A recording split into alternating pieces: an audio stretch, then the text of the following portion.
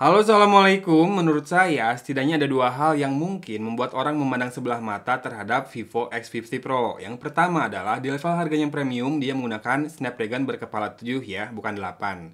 Dan yang kedua adalah Vantage OS-nya yang bagi sebagian orang sering diplesetin jadi padahal, kalau sudah dicoba dulu smartphone ini, saya yakin orang-orang tersebut nggak akan meremehkannya lagi. Dan inilah dia review dari Vivo X50 Pro dalam seminggu pemakaian di tangan saya. Mari kita mulai. One, two, three.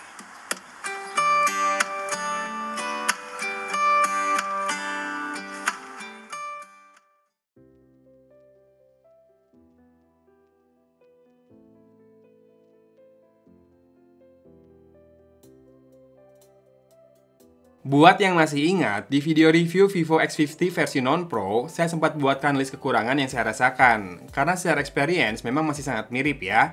Yuk kita update dulu listnya. Nah pertama, untuk dark mode memang sudah lebih enak ya. Mungkin update software yang didapat sudah memperbaiki hal ini, selain ningkatin security patch levelnya. Tapi dua hal ini masih mengganggu saya. Yang pertama adalah dismiss notification window yang masih harus dari bawah layar banget. Dan saya masih nggak bisa buat shortcut ke kotak WhatsApp di home screen-nya. Solusinya sebetulnya bisa aja ya ganti launcher, tapi kok rasanya males ya. Kemudian, icon notifikasi di always on display juga masih terbatas, hanya telepon, SMS, dan juga WhatsApp. Lalu, statistik baterai usage di Vantage OS juga masih tak bisa menampilkan screen on time. Nah, for your information, Vivo X50 Pro ini masih menggunakan Android 10 ya, berbalut Vantage OS 10.5. Sepertinya, Vivo baru akan menaikkannya ke Android 11 di Origin OS yang kabarnya akan rilis beta versionnya di kuartal 1 2021 nanti. Dan ya, saya nungguin banget custom UI barunya Vivo ini. Inilah sebabnya video review ini tak akan terlalu dalam, saya berencana keep HP ini sampai nanti dapat Origin OS. Karena kameranya kepake banget buat bikin konten, selfie-nya juga bagus buat bikin story IG yang butuh facecam. Vivo memang lekat ya dengan kamera jahat, tapi bukan itu yang saya maksud. Beautification sih bisa dimatiin, tapi coba lihat detail pada wajah saya berikut ini di video yang ini ya. Itu kelihatan banget menurut saya jelas dan baik, jadinya kepake banget waktu saya harus bikin instastory buat suatu brand. Tadinya saya mau bikin story itu pakai Huawei Mate 40 Pro, namun batal setelah melihat detail yang tajam dari Vivo X50 Pro ini. Kemudian, tone warnanya juga natural, nggak bikin jadi lebih pucat, dan audionya juga sangat proper untuk jadi sebuah konten. Nah, kamera belakangnya gimana? Ternyata jargon gimbal kamera ini nggak lebay ya. Di mode biasa pun, perekaman videonya sangat stabil, bahkan saat direkam di frame rate 60 fps. Begitu Ultra HD dinyalakan, saya bengong pemirsa. Itu handphonenya kayak nggak digerakin sama sekali ya, padahal kan saya pegang tuh pakai tangan dan sambil jalan kaki. Tapi stabilnya tuh stabil banget, kayak beneran pakai gimbal. Jadi si gimbal ini menurut saya, selain jargon marketing juga memang terbukti ya kualitasnya. Untuk foto, juga saya rasa ini memuaskan sekali, buat yang ingin tinggal cekrek-cekrek saja. Hasilnya auto bagus, nggak perlu edit sana-sini lagi, tone warnanya itu loh, vivid dan hidup banget. Saya rasa yang nggak jago fotografi kayak saya pun bakal lebih pede ya buat foto-foto kalau pakai handphone ini. Sedikit info, kamera utamanya 48 megapiksel dengan sensor Sony IMX598. Nah, di sini ketahuan deh ya kenapa bagus hasil fotonya. Lensa zoomnya juga tergolong tajam dan juga tetap stabil. Sementara ultrawide-nya, kalau diperhatikan detailnya, memang tetap ya nggak setajam lensa utama, dengan perbedaan tone warna yang saya rasa sih minim ya. Tapi saya pikir siapapun yang sudah coba Vivo X50 Pro ini bakal suka deh sama kameranya. Yuk kita lihat dulu hasil lengkap foto dan videonya berikut ini.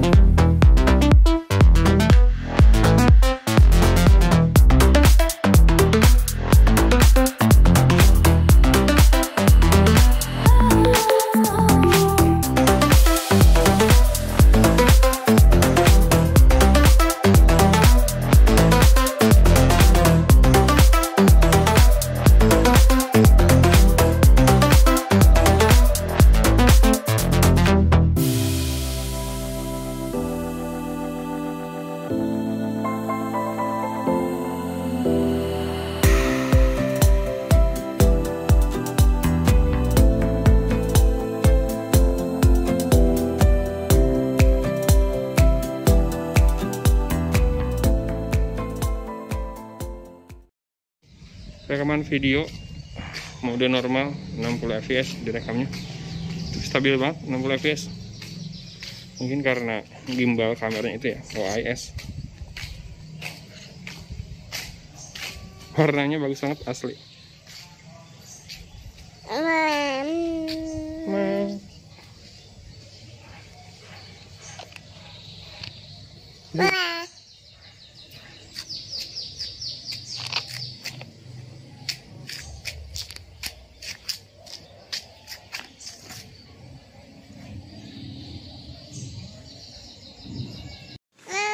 Stable mode-nya ini kayak nggak digerakin banget kameranya. Allah Akbar, keren banget.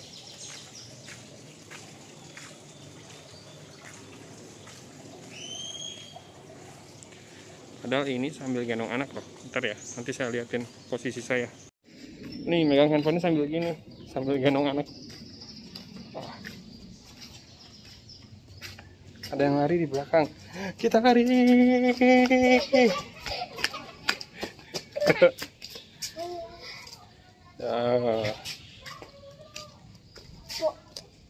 Mantap emang kameranya. Dari sisi hardware, sebetulnya Vivo X50 Pro ini mumpuni juga ya. Meski bukan seri 8, Snapdragon 765G ini sudah capable buat 5G loh. Dan buktinya, ISP-nya dipakai buat mengolah hasil kameranya bisa sebagus itu kan? Ya memang susah sih, mengingat Indonesia adalah negara dengan konsumen smartphone yang sangat sensitif soal spek dan juga angka. Mungkin sama sensitifnya sama konsumen di India sana. Semoga saja sindir-sindiran antar brand gak sepanas di sana ya. Damai Indonesiaku. Buat gaming, ternyata juga ngangkat kok. Di PUBG Mobile, settingan grafisnya tergolong tinggi, bisa smooth ekstrim, bahkan bisa HDR Ultra. Hayo, Snapdragon seri 7 lainnya kayaknya belum bisa kayak gini kan? Satu yang saya sayangkan dari Vivo sekarang adalah flash charge 2.0 30 watt yang eksklusif harus pakai charger bawaan. Pakai charger Quick Charge 4.0 nggak ngangkat, padahal ini kan pakai boardnya Qualcomm loh. Mungkin ini hitung-hitungan bisnis atau masalah lisensi ya, tapi masa HP mahal ngirit soal lisensi ah? Saya jadi kangen dual engine fast charging-nya Vivo yang dulu bisa ngangkat meskipun pakai kepala charger Qualcomm Quick Charge 3.0 18 watt. Satu lagi keluhan saya, ternyata loudspeaker-nya nggak stereo, walaupun tetap bagus dan juga bukan masalah besar, tapi level harganya itu kayaknya membuat kita menuntut smartphone ini punya loudspeaker yang stereo ya. Sementara yang saya suka pakai banget adalah curved display-nya. Ya, saya penggemar layar yang pinggirannya melengkung. Jauh lebih enak dipakai dengan gesture navigation, namun ini bukan tanpa keluhan ya. Kalau mau geser playhead di YouTube, agak susah kalau masih di pinggir banget, antara kurang responsif atau ketukar sama gesture buat back. Layar ini panelnya AMOLED dengan refresh rate 90Hz, idaman banget kan? Olosan display juga ada, fingerprintnya juga di dalam layar, cuma ikonnya suka susah muncul dari keadaan standby memang. Vivo sendiri nampaknya sudah menurunkan harga resmi smartphone ini ya. Kalau dulu dibanderol Rp9.999.000, sekarang sudah turun sejutaan, saya lihat di official store-nya Vivo di Tokopedia. Bahkan, teman-teman yang lihat video unboxing-nya tahu kan kalau saya beli di angka 8,1 jutaan. Kalau sudah 8 jutaan begini, saya rasa jauh lebih bisa dipertanggungjawabkan ya harganya. Sangat-sangat sepadan dengan kualitas yang didapatkan dengan perbaikan yang masih dibutuhkan di sisi UI atau UX. Jadi, cukup besar harapan saya sama OS barunya Vivo nanti, Origin OS ya. Semoga beta versionnya nggak molor dari jadwal. Kuartal 1 2021, pokoknya kalau sampai April 2021 nggak dapat juga, saya akan jual handphone ini. Sementara ini akan saya keep dulu smartphone-nya. Doain ya, nanti ada umur, kesempatan, sama rezekinya buat bikin review 2.0 setelah Vivo X50 Pro ini update ke Origin OS. Untuk saat ini, cukup segini dulu ya videonya. Dari Kota Cimahi, Agon pamit undur diri. Wassalamualaikum warahmatullahi wabarakatuh.